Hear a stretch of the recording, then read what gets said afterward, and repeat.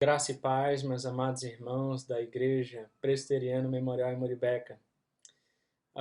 Nós meditamos da última feita no sermão de 1 Pedro.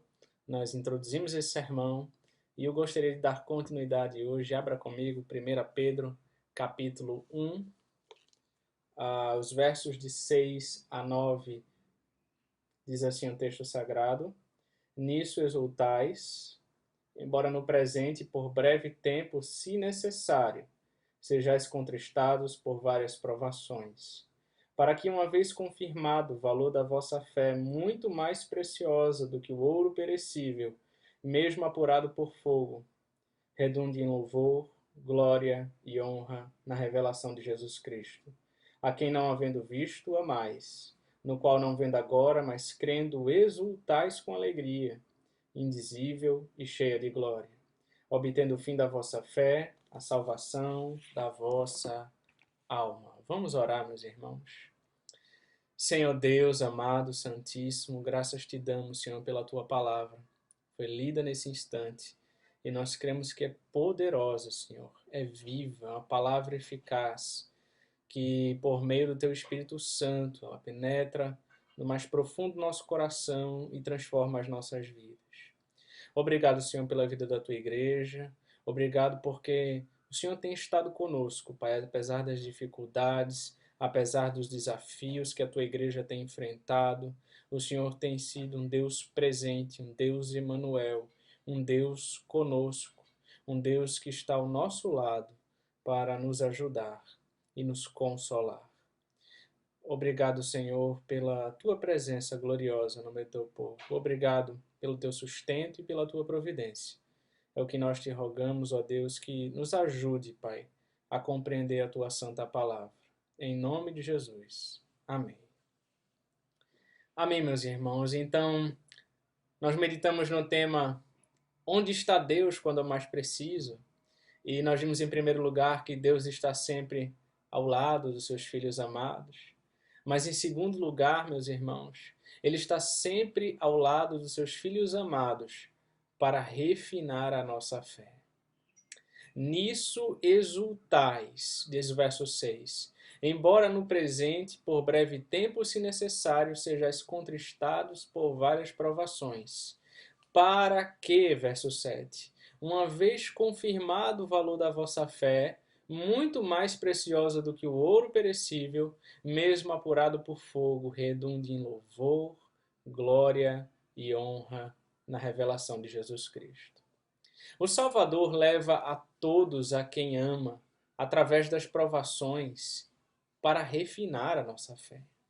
O comentarista bíblico Warren Wiersbe, ele estava certo quando escreveu: uma fé que não pode ser testada, não pode ser confiável. Nos versículos 6 e 7, irmãos, o apóstolo Pedro nos apresenta o propósito, a perspectiva necessária e o objetivo das provações. Então, vejamos primeiro a perspectiva correta das provações. Pedro declara que as provações são temporárias, necessárias e variadas. Primeiro, as provações são temporárias. Nisto exultais, embora no presente, por breve tempo. Graças ao bom Deus, irmãos, as provações não duram a vida inteira, pois elas são por breve tempo. Quando Deus permite que seus filhos passem pelo forno, Ele mantém seus olhos no relógio e sua mão sobre o termostato. Se nos rebelarmos, Ele pode ter que acertar o relógio, mas se nos submetermos, Ele não permitirá que soframos um minuto além do necessário. O importante é aprender a lição. As provações também são necessárias. Nisto exultai, embora no presente por breve tempo, se necessário. As provações são necessárias para refinar a nossa fé. O grande pregador britânico Charles Haddon Spurgeon corretamente escreveu que não só as provações, mas também as aflições são necessárias. Ele argumenta que se um cristão não passa por esses momentos, ele vai crescer orgulhoso e não será capaz de relacionar-se com os outros que sofrem. e vai perder lições que nunca aprenderia de nenhum outro modo. Ele cita Martinho Lutero quando declarou que A Aflição é o melhor livro na minha biblioteca. Ou seja, lamentavelmente, aprendemos mais sobre Deus nos momentos de dor do que nos momentos de alegria. Nesse sentido, Bill Hybels estava certo quando escreveu: se não aprendemos nada com as tempestades dessa vida, então a tragédia terá sido ainda maior. O Eterno nos coloca na fornalha da aflição, onde somos forçados a confiar nele, de forma que jamais o faríamos, além de tais dificuldades. As provações também, irmãos, são variadas. Se necessário, sejais contristados por várias provações, diz o verso 6. Os problemas vêm de muitas formas, diz Tiago 1:2. A palavra grega traduzida por variadas é poikilos, o que significa multicolorida. Mais tarde, Pedro usa a mesma palavra, traduzida como multiforme, para descrever a graça de Deus, em 1 Pedro 4:10. Assim como o problema é diverso, a graça suficiente de Deus para os crentes é igualmente diversificada. Não há nenhum problema que a graça divina não possa se sobrepor, de acordo com 1 Coríntios 10:13. A graça de Deus é suficiente para cada provação humana. Segundo, irmãos, o propósito das provações é refinar a nossa fé, como estamos vendo. O versículo 7 começa com a expressão para quê, ou seja, Pedro vai declarar o objetivo das provações.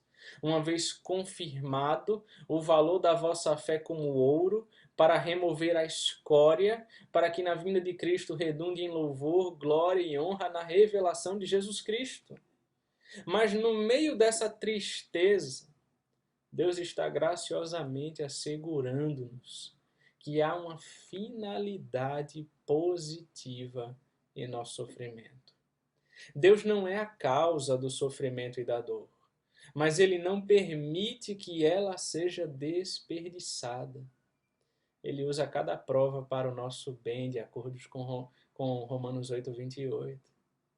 As provações são usadas por Deus para refinar a nossa fé, para que, uma vez confirmado o valor da vossa fé, muito mais preciosa do que o ouro perecível, mesmo apurado por fogo, diz o verso 7. A Bíblia tem muito a nos ensinar, irmãos, a respeito da fé. Nós somos salvos pela fé. Nós andamos pela fé. E o autor de Hebreus diz que sem fé é impossível agradar a Deus, de acordo com Hebreus 11:6.